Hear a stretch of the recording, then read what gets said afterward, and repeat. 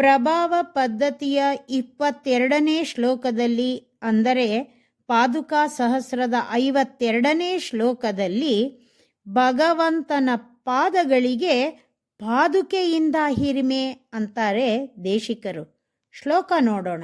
ತಟಭುವಿ ಯಮುನಾಯಾಸ್ತಸ್ತು ಶೀಯನ್ನಿವೇಶಾತ್ ವಹತಿ ನಿಗಮ ಶಾಖಾ ವೈಭವಂ ನೀಪಶಾಖಾ ಪದಕಮಲಮಿದಂ ತತ್ಪಾದುಕೆ ರಂಗಭರ್ತುಃ ತ್ವಯಿ ಭಜತಿ ವಿಭೂತಿಂ ಪಶ್ಯ ಶಾಖಾನುಶಾಖಾಂ. ಪಾದುಕೆ, ಎಲೈ ಪಾದುಕೆಯೇ, ಯತ್ ಯಾವ ಒಂದು ಪಾದುಕೆಯ, ನಿವೇಶಾತ್ ಇಡುವಿಕೆಯಿಂದ, ಯಮುನಾಯಾಹ ಯಮುನಾ ನದಿಯ, ತಟಭುವಿ ದಡದಲ್ಲಿ, ತಸ್ತುಷಿ ಇರುವ, ನೀಪಶಾಖ ಕದಂಬ ವೃಕ್ಷದ ಕೊಂಬೆಗಳಾದುದು, ನಿಗಮಶಾಖ ವೇದಗಳ, ವೈಭವಂ ಹಿರಿಮೆಯನ್ನ, ವಹತಿ ಧರಿಸುವುದೋ, ರಂಗಭರ್ತುಹು ಶ್ರೀರಂಗನಾಥನ, ತತ್ ಇದಂ ಆ ಈ, ಪದಕಮಲಂ ತಾವರೆ ಹೂವಿನಂತಿರುವ ಪಾದವಾದುದು, ತ್ವಯಿ ನಿನ್ನಲ್ಲಿ, ಶಾಖಾನುಶಾಖಂ ದೊಡ್ಡ ಶಾಖೆ ಚಿಕ್ಕ ಶಾಖೆಗಳಿಂದ ಕೂಡಿದ, ವಿಭೂತಿಂ ಸಮೃದ್ಧಿಯನ್ನ, ಭಜತಿ ಪಡೆಯುತ್ತದೆ.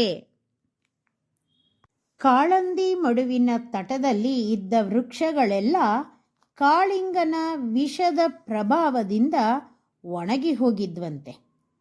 ಕಾಳಿಂಗನನ್ನ ಅಡಗಿಸಲು ಕಾಳಂದಿ ಮಡುವಿಗೆ ಧುಮುಕುವುದಕ್ಕೆ ಕೃಷ್ಣ ಒಂದು ಒಣಗಿದ್ದ ಕದಂಬ ವೃಕ್ಷವನ್ನ ಏರಿ ಮಡುವಿನೊಳಕ್ಕೆ ಧುಮುಕಿದ್ನಂತೆ.